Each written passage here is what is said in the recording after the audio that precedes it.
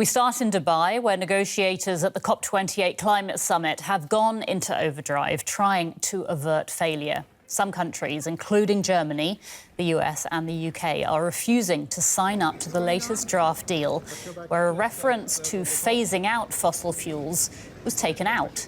The summit's hosts, the United Arab Emirates, have said they will now try again in the hope of finding a consensus. Here's what some negotiators at the talks have been saying. We will not sign our gift certificate. We cannot sign on to text that does not have strong commitments on phasing out fossil fuels. This text is clearly insufficient and disappointing. So as we, as the European Union, are standing for fair and accessible energy for all in this world, we cannot support this text. We didn't come here for 2 weeks in order to say that people might be able to do something.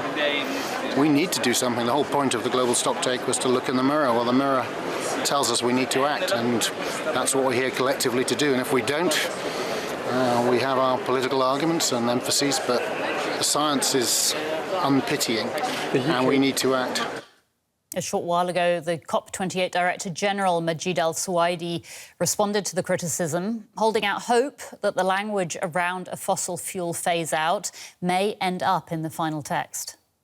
We're facing the most demanding COP agenda of all time, and what we are seeing right now is everybody working through that agenda. All COPs are challenging, but in this COP, we're trying to do something that has never been done before. Something historic.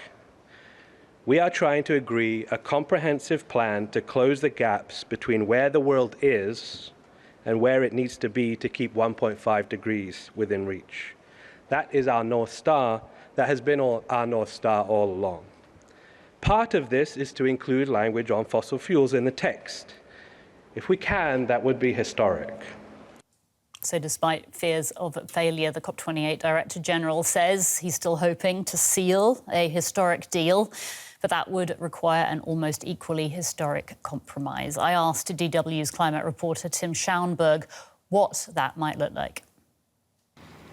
Well, that is very difficult to say, as there are many formulations on the table, very tiny, particular words that are parties are fighting about. One approach could be, a general approach could be that industrialized countries would need to phase out earlier than developing countries. That would be one option that we are hearing. Another one is that richer countries, developed countries would need to phase out. Meanwhile, some developing countries would only need to phase down with some timelines. There's also the discussion over carbon capture and storage, which can reduce the emissions to some extent. And then the third option, which is rather a leverage, I would say, is the financial aspect. It could be a landing ground, opening doors. Many developing countries have difficulties to access money on the financial markets as they often have huge debt problems, and therefore the interests are very expensive. They need money for the energy transition, which would require a fossil fuel phase-out. And opening money channels, giving them money in forms of grants or loans, could open doors to reach more consensus on the fossil fuel side of negotiations here. Now, more than 100 nations are calling out for a phase-out of oil, gas and coal. That's around half of those attending the UN climate conference. But the draft agreement released on Monday made no mention of phasing out fossil fuels. It was just a reduction in their consumption and their production. Campaigners are blaming fossil fuel lobbyists at the conference for the watered-down text.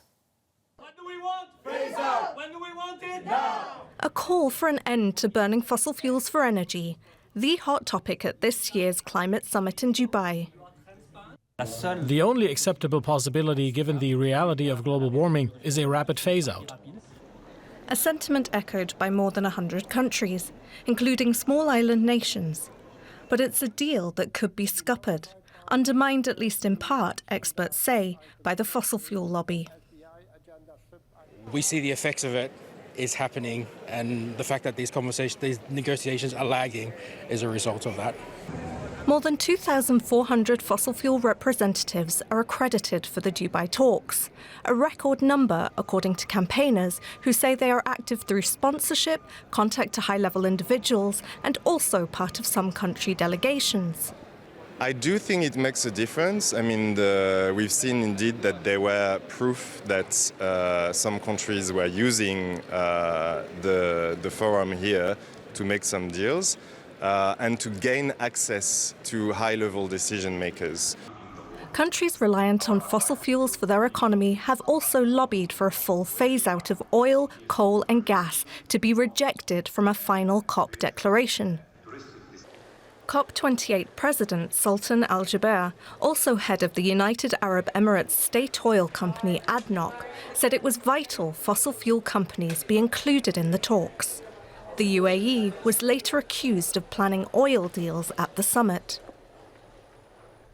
The Organisation of the Petroleum Exporting Countries, or OPEC, which represents big oil states, including the UAE, Saudi Arabia, Algeria and Venezuela, among others, called on its members to proactively reject any text or formula that targets energy, i.e. fossil fuels, rather than emissions.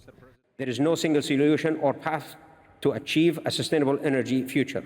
We need realistic approaches to tackle emission, one that enable economic growth, help eradicate poverty, and increase resilience at the same time. What impact lobbying has truly had on a final decision may never be fully known. Either way, these protesters could have to wait until the next climate conference in Azerbaijan for a new chance for a fossil fuel phase-out. All right, let's get more from DW climate correspondent Louise Osborne, who filed that report for us. Good to see you, Louise. I mean, if we're being honest, wasn't it always going to be really difficult to achieve a fossil fuel phase-out, given that this year's climate conference is being hosted by the UAE? They're one of the world's biggest oil and gas producers. I mean, it's been a huge concern ever since it was announced also that the president would be the head of the state's oil company even.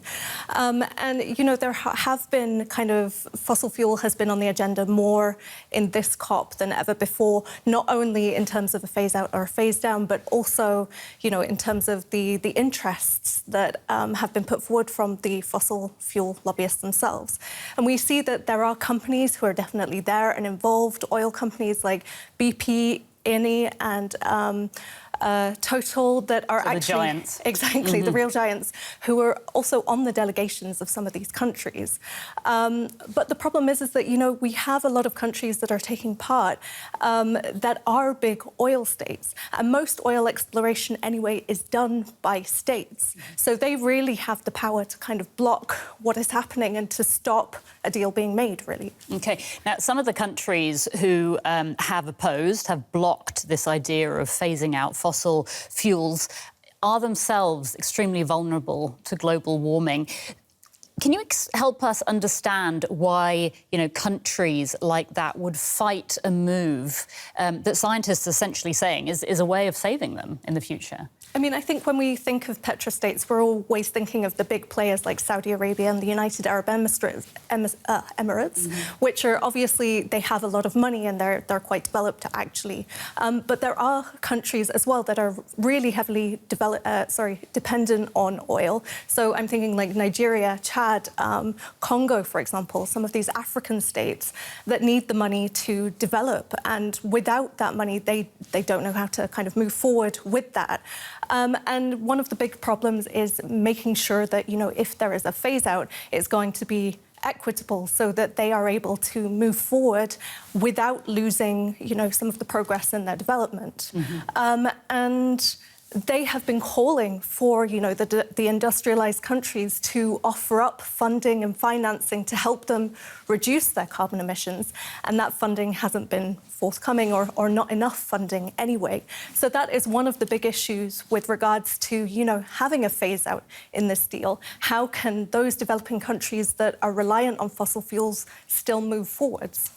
In just a couple of seconds, these negotiations were never going to be easy. They haven't been in the past. Any any hope or learning lessons from the past that there might be a deal at at the end of this conference? I mean, there have been conferences in the past that haven't met the hopes of the delegates there, and progress has still been made.